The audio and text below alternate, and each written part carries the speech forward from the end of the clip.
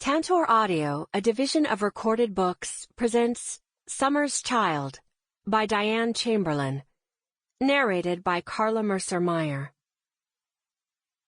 Prologue. On her 11th birthday, Daria Cato became a hero. A deep hush had fallen over the sea shanty after the savage weather of the night before, and Daria woke very early as usual, when the sky outside her bedroom windows held only a hint of dawn. She opened the window above her dresser to let the breeze slip into the room. The sound of the ocean was rhythmic and calm, not like the angry pounding of the night before, and she breathed in the smell of salt and seaweed. The sunrise would be spectacular this morning. Quickly she slipped out of her pajamas and into her shorts and tank top, then quietly opened her bedroom door and walked into the hallway. She tiptoed past her sister Chloe's room and past the room where her cousin Ellen slept. Ellen's mother was asleep in the downstairs bedroom, and Daria's parents were in their room on the 3rd story. Her father would be getting up soon for early mass, but her mother, Aunt Josie, Ellen, and Chloe wouldn't be up for at least another hour. They didn't understand the early morning allure of the beach, but that was fine with her. She preferred solitude as she watched the sand and sea change color and texture each morning. This morning would be special, not just because of the storm, but because it was her birthday. 11, kind of a dull number, and still 2 years away from being able to call herself a teenager, but definitely better than 10. Daria patted quietly on bare feet down the stairs, trying to avoid the step that always squeaked. Would anyone remember her birthday this year? She was certain it would be nothing like the year before, when her mother had arranged a party for her with all the other kids on the cul-de-sac. No, this year was destined to be different, because her mother was different. She'd changed over this last year, and this first gloomy, overcast week of summer in Kill Devil Hills, North Carolina, had done nothing to lift her dour mood. Daria's mother slept late almost every day and moped around the cottage once she did get up. She barely seemed to remember her daughters' names, much less their birthdays. Chloe wouldn't care, of course. She was 17 this summer, the brainy one in the family, already finished with her freshman year at college, and interested only in boys and what color nail polish she should use to paint her toes.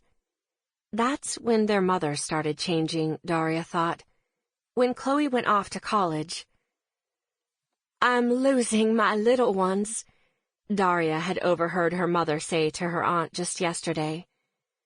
And, of course, the kids on the cul-de-sac would balk at coming to the birthday party of an 11-year-old this year, now that they were all teenagers.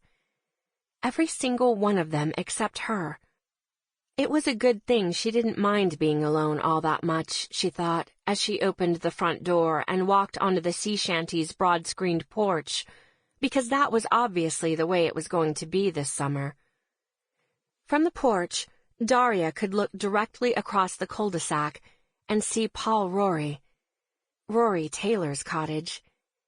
Even Rory, who had been her summertime buddy for most of her life, was now 14 and pretty much ignoring her. He seemed to have forgotten all the hours they'd fished together, crabbed together, and raced against each other while swimming in the Sound. There were no lights on inside Paul Rory. She looked at the upstairs window she knew to be Rory's bedroom and felt a prickly pain in her heart. "Who needs you anyhow?" she muttered, pushing open the screen door and descending the steps to the cool sand. She began walking toward the beach, where she could see the sky just beginning its silent, peach-colored glide toward sunrise. All 6 cottages on the cul-de-sac were built on stilts, like most of the oceanside structures in the Outer Banks. The sea shanty built by her father and uncle the year Daria was born was only the 2nd cottage from the water, so Daria quickly reached the low, grass-covered dune overlooking the beach. She glanced at the cottage where Cindy Trump lived, the only home on the cul-de-sac directly fronting the ocean, to make sure it had not been damaged by the storm. It was perfectly fine. She envied Cindy and her brother for living right on the water, but her father said the beach was narrowing in Kill Devil Hills, and Cindy's cottage would one day plunge into the sea. Still, Daria thought it would be neat to be able to look out your bedroom window and see nothing but water below you. The beach was beautiful. The storm had washed the sand clean, and the tide had left behind a deep, wide row of shells, waiting for her to sift through them. The sun was already a thin sliver of copper on the horizon above the water, which was so calm it looked more like the sound than the ocean. Nothing like last night's turbulent, frothy waves. She sat down on the dune to watch the sun's rapid ascent into the iridescent sky. The sand was cool and damp, and she dug her bare feet into it. Large, brown, orb-shaped horseshoe crab shells dotted the beach, an eerie spectacle in the coppery light. They looked like something from another planet. She had never seen so many of them at one time, but they only held her interest for a moment or two before she began thinking again about the social dilemma facing her this summer. Although the Catos had been at the sea shanty for less than a week, Daria could already see how this summer was going to shape up, and the picture wasn't pleasant. She went over the cul-de-sac kids in her mind, wishing she'd made a mistake in figuring out their ages. Chloe was 17, and Ellen, who'd be with them for most of the summer, was 15. Cindy Trump was 16, her brother Todd, 13. There were 17-year-old twins, Jill and Brian Fletcher, in the cottage next to Paul Rory. Next door to them was that really quiet girl, Linda, who was 14 and always had her nose stuck in a book. An old couple, the Wheelers, lived next door to Daria, and their 3 children were so grown up they were married. Last year, Daria had occasionally played with Rory's sister, Polly. Polly was 15, but she had Down syndrome, so it was like playing with someone much younger. But even Polly seemed to have moved far beyond Daria this summer, at least in terms of physical development, if not interests. She had breasts that Ellen and Chloe were talking about with envy. Once the sun was fully above the horizon, Daria set out for the inviting line of shells. Her shorts had deep pockets, so she would be able to carry whatever treasures she found. Her bounty would annoy her mother, who now complained about her collecting buckets of useless shells each summer, even though she'd never said a word about it before. The sand was deliciously cool beneath her feet as she walked along the line of shells. She had progressed only as far as the Trumps' cottage when she spotted the largest horseshoe crab shell she had ever seen, smack in the middle of the broad strip of shells. The shell looked odd to her, raised up a bit, as though perhaps the crab might still be inside. Curious, she extended her leg, and with her sand-covered toe, kicked the brown globe onto its back. Daria blinked in disbelief. A bloody baby! She shrieked before she could stop herself, then took off across the sand, screaming and waving her arms, wishing now that she were not all alone on the beach. She'd run the distance of several cottages when she stopped short. Had it really been a baby? Could it have been a doll, perhaps? She looked back over her shoulder. Yes, she was certain it had been a real human baby, and in her memory she imagined the small, almost imperceptible movement of a tiny, blood-covered foot. Surely that had not actually happened. She stood rigidly on the beach, staring back at the shell. Okay, maybe it really was a baby, but it couldn't possibly be alive. Very slowly, she walked back to the overturned shell. The ocean was so quiet that she could hear her heartbeat thudding in her ears. Standing above the shell, she forced herself to look down. It was a baby, a naked baby. And not only was it stained with blood, It was lying next to what looked like a pulpy mountain of blood. And the baby was alive. There was no mistaking the tiny movement of its head toward the sea. No mistaking the weak, mewling sound escaping from its doll-like lips. Fighting nausea, Daria took off her tank top and knelt in the sand. Carefully, she began to wrap the shirt around the baby, only to pull away in horror. The bloody mountain was attached to the baby. There was no way to leave it behind. Gritting her teeth, she wrapped the shirt around everything, baby, mountain, and half a dozen shells, and stood up, cradling the bundle in her arms. She walked as quickly as she could up the beach toward the sea shanty. She stopped once, expecting to be sick, but she felt the trembling of the small life in her arms and forced her feet to continue walking. Once in the sea shanty, she laid the bundle down on the kitchen table.